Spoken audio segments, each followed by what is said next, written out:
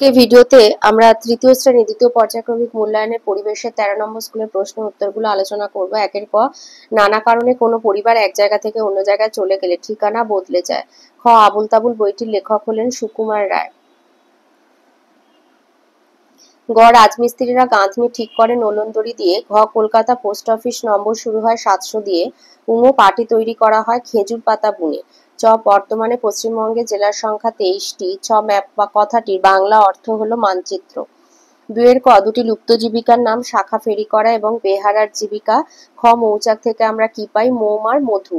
গ, প্রাকৃতিক সুতো তৈরির জন্য কোন গাছের চাষ করা হয়? কার্পাস আর শিমুল তুলো। এটা তালবেশ্য, শিমুলে তালবেশ্য দেবে। ঘ, পশ্চিমবঙ্গের বৃহত্তম জেলার নাম দক্ষিণ 24 পরগনা।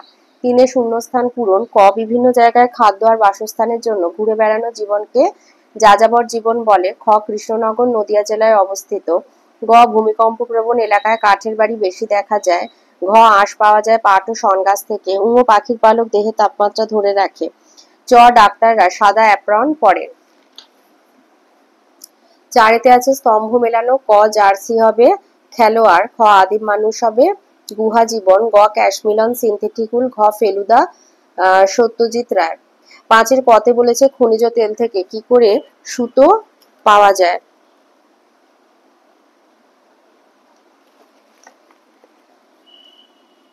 লিখবে খনিজ তেলে অনেক কিছু মিশে থাকে, তাই খনিজ তেল শোধন করে নেওয়া হয়। তারপর ওই তেল থেকে সুতো তৈরির উপাদান তৈরি করা হয়, আর ওই তারপর তৈরি করা সুতো দিয়ে কাপড় হয়। বড় বড় কারখানায় এইসব হয়।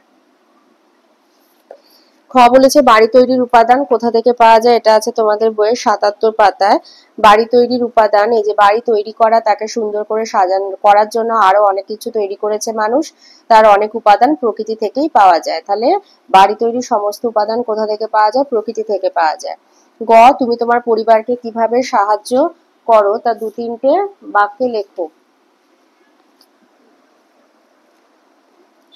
লিখবে যে মাকে আমি ঘর গুছিয়ে দিই, ঘর ঝাঁট দিয়ে মুছে দিই, স্কুলে যাওয়ার সময় ঘর ঝাঁট দিয়ে মুছে দিই। এছাড়া জল এনে দেয়া বা কাউকে খেতে দেয়া, পরিবারের কাউকে খেতে দেয়া ইত্যাদি কাজ করে থাকি।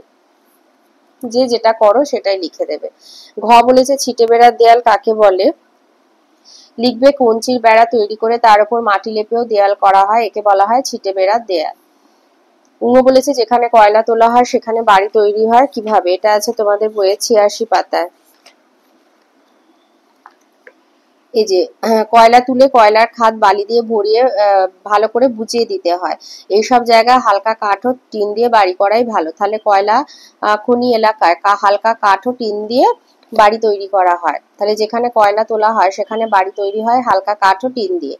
জয়তে বলেছে পারিবারিক জীবিকা বলতে কি বোঝো। এটা আছে বইয়ের 108 পাতায়, ওটা ইংলিশে লেখা 108।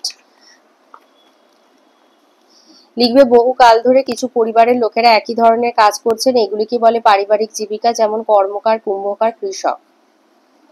6 আছে ভুল সংশোধন করে বাক্যটি পুনরায় লেখো। ক, পিনকোডে মোট 5টি সংখ্যা থাকে, এটা হবে পিনকোডে মোট 6টি সংখ্যা থাকে। খ, শিকার হলো একটি নতুন জীবিকা, শিকার হলো একটি নিষিদ্ধ জীবিকা। গ, পশ্চিমবঙ্গের উত্তর দিকে নীলগিরি পর্বতমালা অবস্থিত, পশ্চিমবঙ্গের পশ্চিম দিকে নীলগিরি পর্বতমালা অবস্থিত। ঘ, মৃত পশুর দাঁতকে সূচের মতো ব্যবহার করা হতো, মৃত পশুর হাড়কে সূচের মতো ব্যবহার করা হতো।